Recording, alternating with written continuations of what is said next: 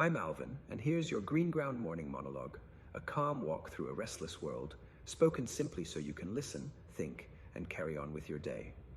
There's a thread running through today's headlines.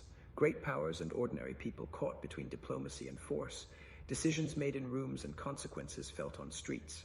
In Eastern Europe, the war in Ukraine remains both painfully immediate on the battlefield and strangely bureaucratic in conference halls.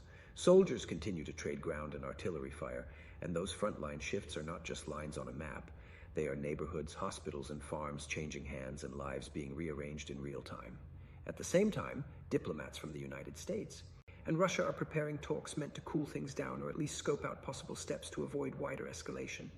A reminder that war and negotiation often move in parallel, one tightening as the other tries to loosen. That tension is the uncomfortable truth of modern conflict.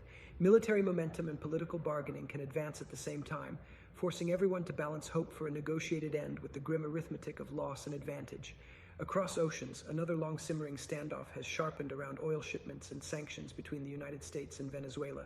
Moves to target tankers and tighten controls on oil transport are more than a ledger entry. They ripple through markets, regional trade, and everyday livelihoods. For people in Venezuela, the worry is immediate. What will happen to jobs, to supplies, to pockets already stretched thin? While for neighboring countries and shipping routes, the risk is practical. Disruptions in energy flows can cascade through economies that depend on predictable freight and fuel. Diplomacy here is less about flags and more about logistics. Who can keep the oil moving? Who pays the price? And how the policy choices made in capital cities will touch ordinary shelves and pumps. Closer to domestic politics and public grief, Bangladesh is experiencing a surge of unrest after the death of a student leader, with protests and clashes breaking out in several cities.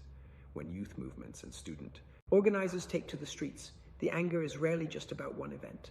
It's often a visible release of years of frustration over political exclusion, economic pressures, or perceived injustices. Governments sometimes respond with security measures intended to restore order, but those responses carry their own risks of escalation. The cycle is familiar. A spark, a crowd, a heavy-handed reaction, and then a public debate about how much space citizens should have to demand accountability and how much force the state may use in response. Those debates shape the political climate far beyond the immediate demonstrations. Back in Australia, the wake of a mass shooting has prompted a national pause and a policy pivot.